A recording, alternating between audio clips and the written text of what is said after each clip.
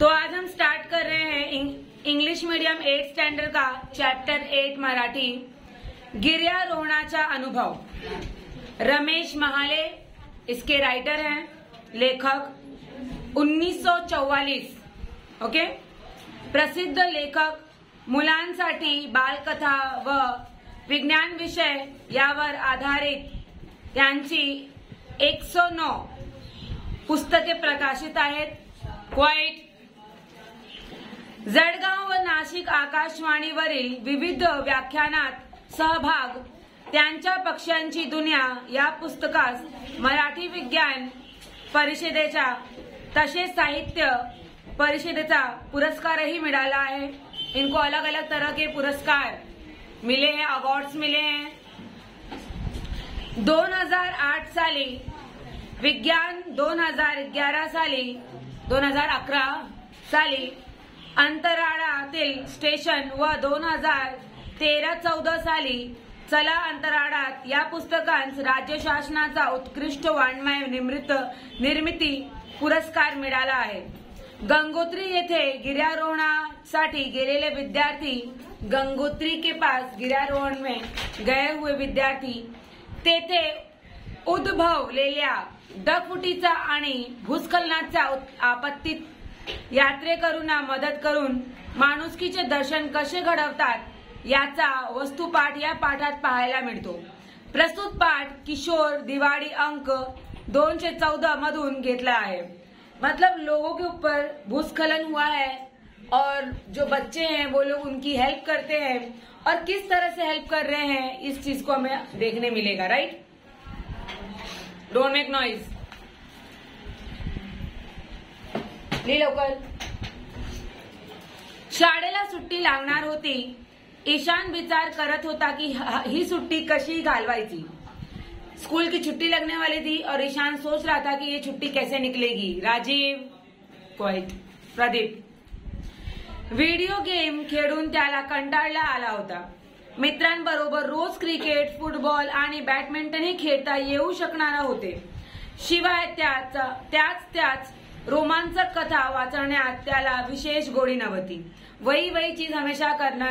अब आपको कोई बोले एक ही काम डेली करो, एक ही गेम डेली खेलो, तो आप भी बोर हो जाओगे। राइट और रॉन्ग? ओके। ईशान विचार करू लागला, यावेळी सुट्टीमध्ये काहीतरी नवीन करावे, कुछ तो नया करना पड़ेगा। काहीतरी असे केले पाहिजे की सर्व कंटाळा नाहीसा होईल। सारा जो हम लोग कंटाळ बोर हो रहे सब भाग जाए। परंतु बराच विचार करूनही त्याला सुट्टी घालवण्याचा योग्य पर्याय सापडत नव्हता।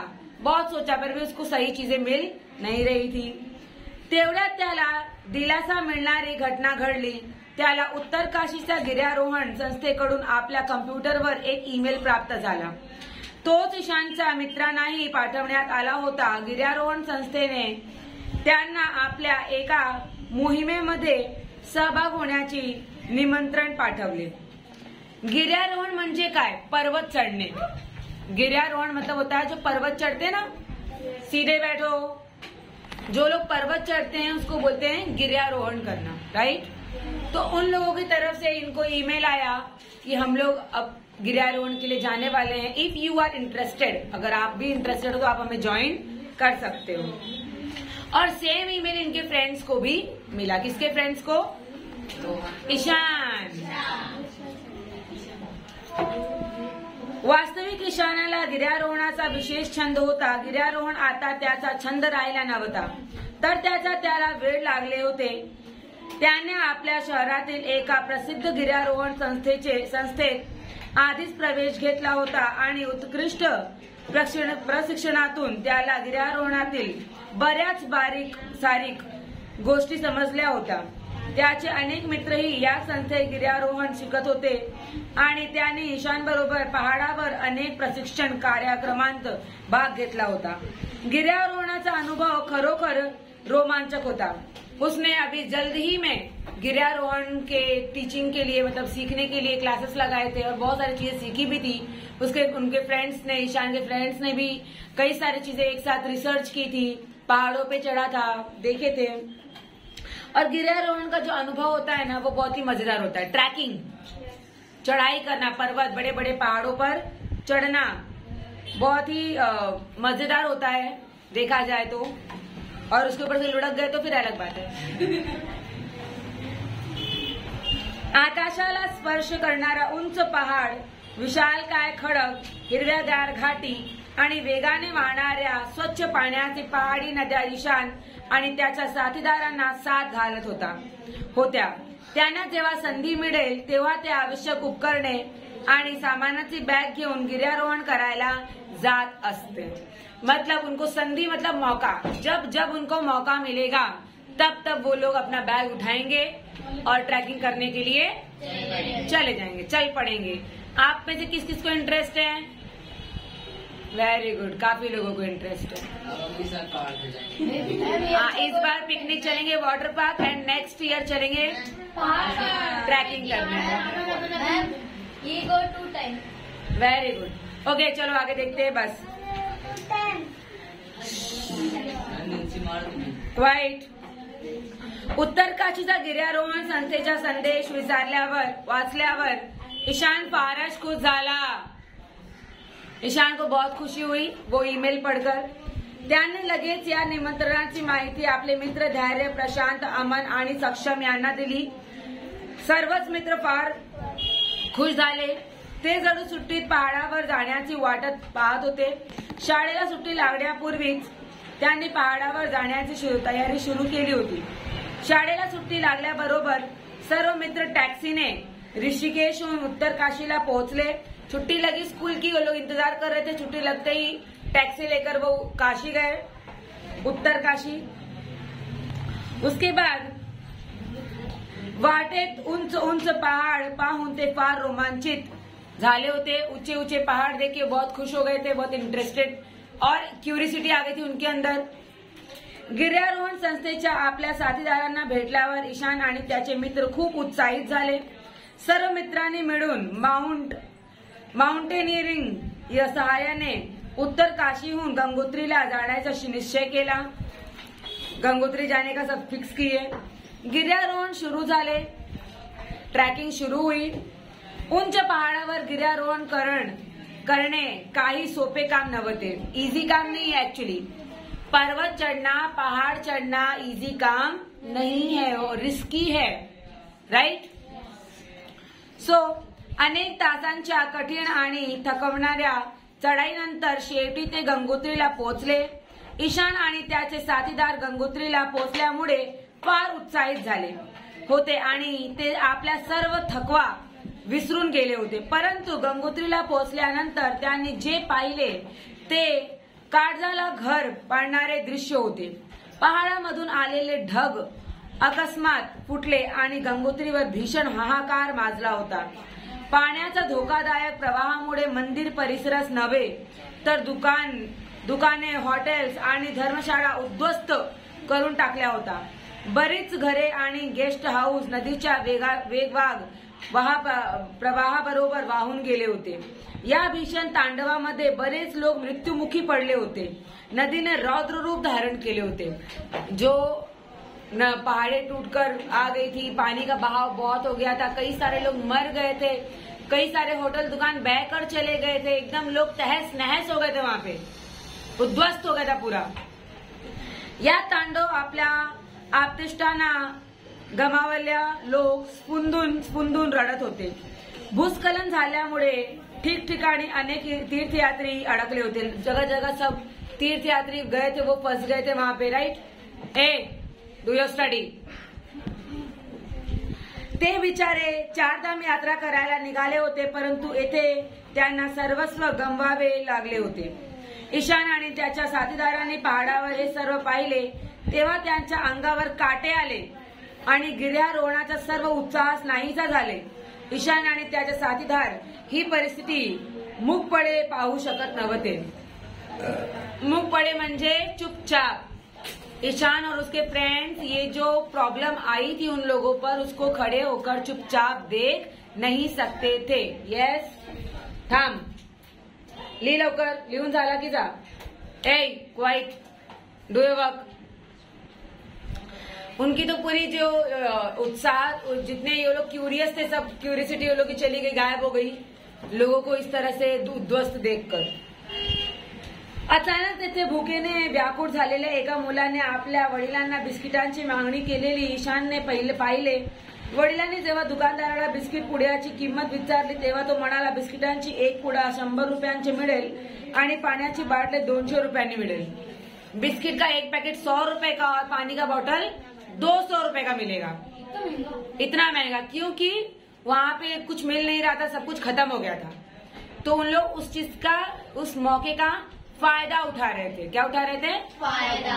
अभी आप जाओ, अभी जैसे नॉर्मल यहाँ पे पानी का बोतल मिलता है 20 रुपए का, 1 लीटर का, लेकिन अगर आप जूहू चौपाटी जाओ तो 30 रुपए का पानी का बोतल वही. और फ्रूटी जो यहाँ 10 रुपए की, वहां मिलेगी आपको 20 रुपीज की. भुट्टा, कॉर्न जो हम खाते हैं यहाँ पे 20-30 रुपीज का, वहां मिलेगा 40, 50, 60. गोला, वहां पे बोलते काला खट्टा, यस थम, यहाँ पे हमको 10 रुपीज का मिल जाता है गोला, काला खट्टा. वहां पे जाएंगे तो 50 से नीचे नहीं है, राइट. तो ये जगह जगह का, मतलब प्लेस प्लेस का डिफरेंस. जैसा प्लेस वैसा लोग फायदा उठाते हैं. अब वहां पे भूकंप आया है या भूस्खलन हुआ है, पानी बहुत है, सब कुछ खराब हो गया है, तो लोग फायदा उठा रहे हैं. दुसरा एक, हॉटेल मालक जेवणाच्या थाळीची किंमत 2000 रुपये वसूल करत होता. एक खाने की थाली की कीमत कितना वसूल कर रहा था? 2000 रुपये. दुकानदारांची ही मनमानी पाहून ईशान आणि त्याचे साथीदार हैराण झाले होते. ते विरोध करत दुकानदाराला म्हणाले, काका ही तर सरळ लूटमार आहे. 5 रुपयांच्या मिळणाऱ्या बिस्किट पुड्यात किंमत 100 रुपये आणि 15 रुपयांच्या पाण्याच्या बाटलीची किंमत 200 रुपये कशी काय असू शकते? 5 रुपये की कीमत 100 और 15 रुपये की 200, ऐसे कैसे हो सकता है? मुलांना, तुम्ही आपले काम करा. येथे पहाडावर वस्तू ज्याच भावाने मिळतात, ज्याला गरज वाटेल तो खरेदी करेल. जो गरज होगी वो खरीदेगा, राइट.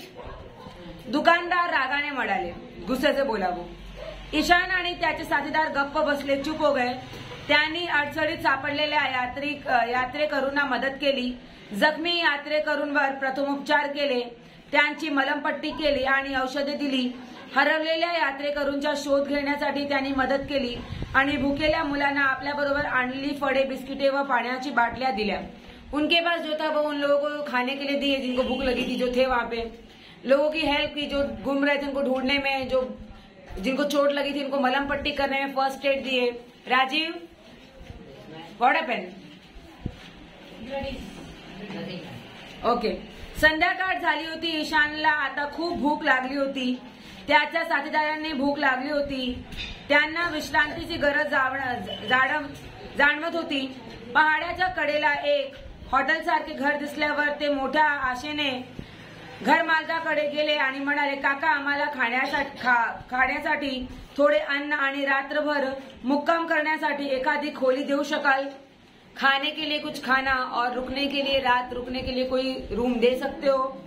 हो, परंतु जेवणासाठी 10,000 आणि खोलीच्या मांडे 15,000 रुपये द्यावे लागेल. खाने का 10,000 और रुकने का 15,000 आपको देना पडेगा.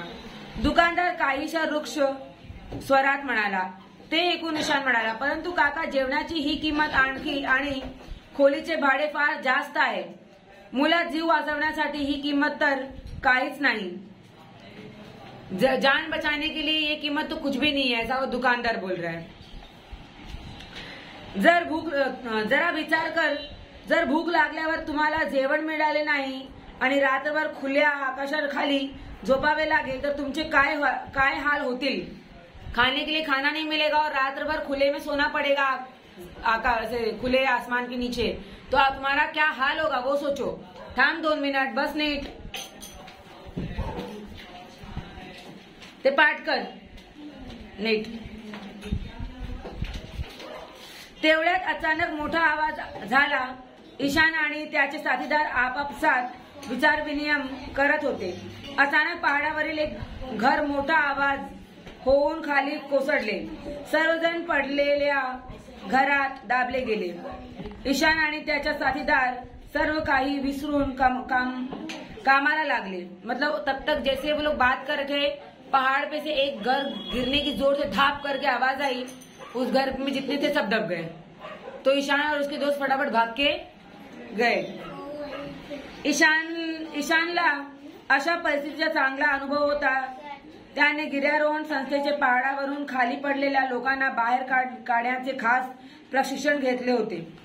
तो जाड व मजबूत दोराचा सहाऱ्याने खाली उतरल्या आणि अडकलेल्या त्या सर्वांना बाहेर काढले।